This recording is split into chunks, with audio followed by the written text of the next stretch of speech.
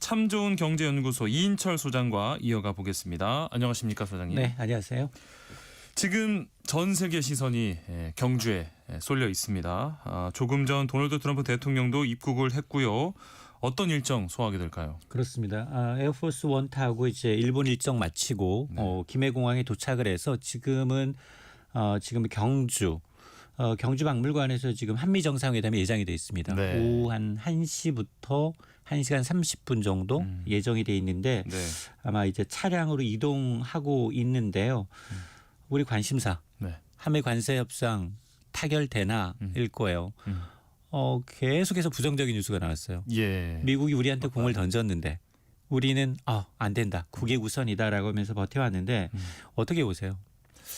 진행을 많이 해보셨으니까. 많이 워낙 근데 트럼프 대통령이 네. 이 뭐 갈피를 잡기가 어려운 분이라. 예. 예. 지금 쟁점이 많이 좁혀졌어요. 3,500억 달러 그동안 환율이 많이 올라가지고 네. 470조 원에서 450조가 돼버려 500조 원이 돼버렸어요. 예. 그런데 지금 미국이 전액 달러 선불로 달라였거든요. 최초안이. 네. 그리고 우리는 무슨 얘기냐. 현금은 5%고 나머지 대출과 보증이다라고 얘기했는데 그런데 김정관 장관이 국정감사에서 어떤 얘기를 했느냐.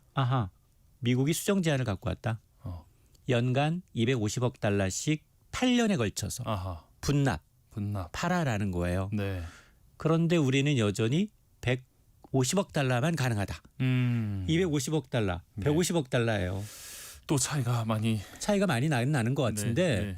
3,500억 달러에 비하면 그렇죠, 굉장히 그렇죠. 많이 좁혀진 거예요. 예. 근데 과연 이 간격을 못 좁힐 거냐? 누구라도 예측이 가능하잖아요. 네. 중앙이 어디예요? 150과 250은 200이잖아요. 네.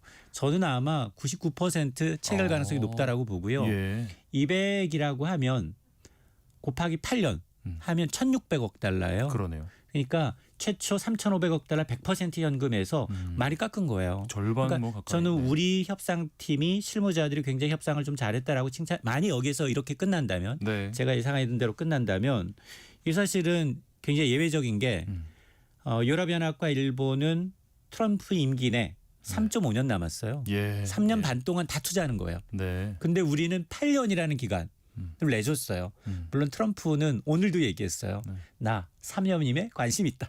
한 번 더 대통령에 관심 있다라고 얘기를 했기 때문에 네. 저는 차라리 이 정도 선에서 막은 게 선방했다라고 보고요. 그럼에도 불구하고 우린 조심스러운 거예요. 네. 악마는 디테일에 있다고 여기 굉장히 깨알같이 독소자들 그렇죠. 꽤 있거든요. 네. 뭐 투자한 거에 본전 회복하고 난 다음 90%는 미국이 가져가고 미국이 투자처를 정하면 바로 이제 돈을 집어넣고 이런 것들이 있기 때문에 네. 우리 정부로서는 이제 불합리한 조건에 서둘러 합의하지 않겠다. 뭐 이런 얘기를 하고 있지만 지금 걔도 자기 집에선 반은 먹고 들어가요. 그러니까 우리가 굉장히 좋은 배를 쥐고 있다. 네네. 그리고 또 하나 관심이 트럼프 대통령은 사실은 아세안 정상회담도 관심이 없고요. 지금 지갑 갖고서 네. 수금하러 다니고 있어요.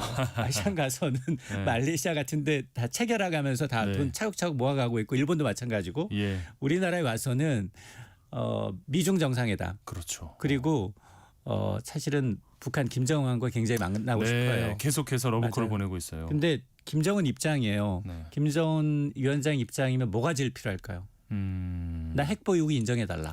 그렇죠. 금융규제 좀 풀어줘. 밖에서 번 돈 좀 가져오게. 이 네. 두 가지였거든요. 예. 근데 두 가지 가능성을 다 얘기했어요. 맞습니다. 한번 제가 만일 김정은이라면 좀 만날 것 같아요. 손해 볼 건 또 딱히 손해 볼 게 없어 없어. 보이는데요. 네. 손해 볼 게 오늘 장사에서 만날 것 같은데 네. 어쨌든 결과는 뚜껑을 열어봐야 됩니다. 워낙에 변칙적으로 행동하는 사람들이기 때문에 예. 그냥 이건 제 예상일 뿐입니다. 네.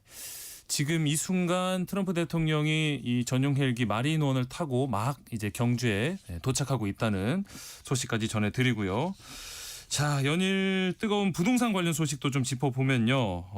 11호 고강도 부동산 대책에도 불구하고 집값이 오를 거라고 예상하는 분들이 많다고요? 맞습니다.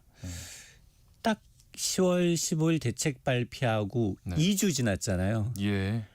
그러네요. 역대로 네. 이렇게 대책을 발표하고 난 다음에 그 대책에 대한 이런 불협화음이 2주 동안 이어진다? 굉장히 안 좋은 징조예요. 아하. 이제 왜냐하면 이제 실제로 우리 실수요자들조차도 믿지 않고 있다. 아하. 정책에 대해서 이런 네. 얘기거든요. 네. 실제로 한국은행의 10월 소비자 동향 조사를 보면 그 소비자들한테 물어봐요. 1년 후 집값이 어떻게 될 것 같습니까? 라는 주택가격 전망 지수가 네. 100이 기준인데 네. 122로 껑충 뛰었어요. 한 달 만에 10%포인트나 뛰었어요. 예. 이건 얘기는 뭐냐? 1년 후 집값 더 오를 것 같은데요? 라는 소비자들이 압도적으로 많다는 얘기거든요. 네. 근데 대책 지금 5월에 이제 들어섰으니까 지금 벌써 3번 내놨죠. 네. 연말 이전에 공급 대책 나와요. 예. 그러면 4번이에요. 그렇죠. 그러면 횟수로 따지면 이제 문재인 정부보다도 더 빨라요. 아하. 두더지 게임이 굉장히 빠른 속도로 이어지고 있다라는 얘기이기 때문에 예. 정부가 정말로 연말에 내놓을 이 대책에는 조금 정말로 실제로 이제 이 단기 규제가 그렇게 효과가 많지 않다라는 걸 우리가 학습을 했기 때문에 네. 정말 실질적으로 소비자들이 원하는 지역에 합리적인 가격으로 내가 주택을 구입할 수 있겠다라는 믿음을 줘야 됩니다. 네. 네.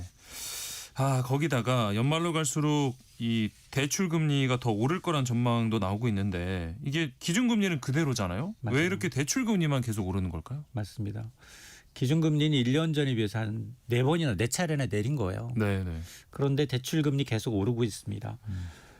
최근 한 달 새 4대 시중은행의 주택담보대출 고정금리가 올랐어요. 예. 0.1에서 0.2%포인트 올랐고 이거는 사실 기준이 있어요. 고정형 주택담보대출 금리의 이제 기준이 되는 금융채, 은행채 5년물 이게 실제로 올랐고요. 예. 그다음에 변동형 대출의 기준이 되는 코픽스 금리, 시중 8개 은행의 가중 평균 금리 역시 올라버렸어요. 네. 여기에는 이제 지금 어쨌든 금융당국이 하반기 들어서는 주택담보대출 옥죄고 있잖아요. 이런 이제 흐름이 반영이 되고 있어서 근데 문제는 뭐냐면 이게 지금 언제부턴가 이제 대출자들을 죄악시하다 보니까 서울의 평균 아파트 중위 가격이 14억 6천, 15억에 가까워지고 있는데 네. 대출 안 받고 이거 사기 어렵거든요. 그렇죠. 그러다 보니까 대출 규제 목적이라는 게 가계부채 안정이지 어떻게 지금 대출자들의 이자 부담을 가중시키는 건 아니거든요. 그러니까 좀 지속 가능한 정말 이제 실수요자 중심의 정교한 대책이 좀 필요한데 네. 오히려 이런 금융 규제가 실수요자들을 더 좀 내몰고 있는 게 어렵게 한다. 아닌가라는 예. 생각이 듭니다. 자, 다음 얘기로는 퇴직연금 얘기인데요. 이 노후 준비를 위한 퇴직연금 도입된 지 20년이 지났는데 여전히 노후 소득 보장을 제대로 하지 못한다는 지적이 나오고 있습니다. 노사정이 이를 강화하기 위한 논의를 시작했다고요. 맞습니다. 지금 연금 국민연금 갖고는 진짜 손주 용돈 주기 어려우니까 네. 3층 구조, 3층 연금 구조를 쌓아야 된다라고 할 때 들어오는 게 바로 이 퇴직연금이거든요. 네. 아마 이제 직장 생활하거나 대기업에 계신 분들은 대부분 퇴직연금을 갖고 있습니다. 네. 국민연금, 퇴직연금, 개인으로 드는 사적 개인연금이 있을 수 있는데 예. 이게 지금 그런데 너무 안이하게 굴리다 보니까 네. 금융사만 좋은 일을 하고 있다는 겁니다. 그래서 지금 노사정이 머리를 맞대서 이걸 좀 개선을 좀 해보자.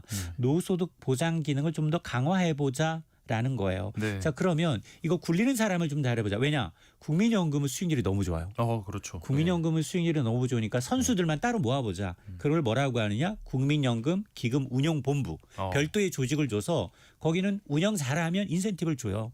그러니까 그렇게 퇴직연금 마찬가지로 기금형 제도를 도입하자라는 게 핵심 의제이고 또 하나는 현재는 사실은 이제 300인 이상 퇴직연금 제도 도입한 것은 90% 이상. 그러니까 10곳 가운데 9곳은 도입이 돼 있는데 네. 30인 미만 사업장은 20%대예요. 아이고. 그러니까 이걸 좀 더 도입을 의무화해보자. 예. 그래서 노후소득 양극화를 좀 해소해보자라는 차원이기 때문에 아마 이제 노사 정이 참여하고 있기 때문에 네. 조금 더 합리적인 방안이 좀 나왔으면 좋겠습니다. 네.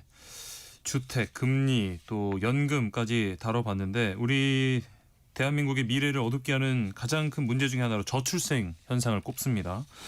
뭐 우리 사회가 많은 노력을 하고 있는데 좀 변화가 감지되는 것 같아요. 이 올해 들어서 육아휴직 쓰는 아빠들이 늘고 있다고요? 맞습니다.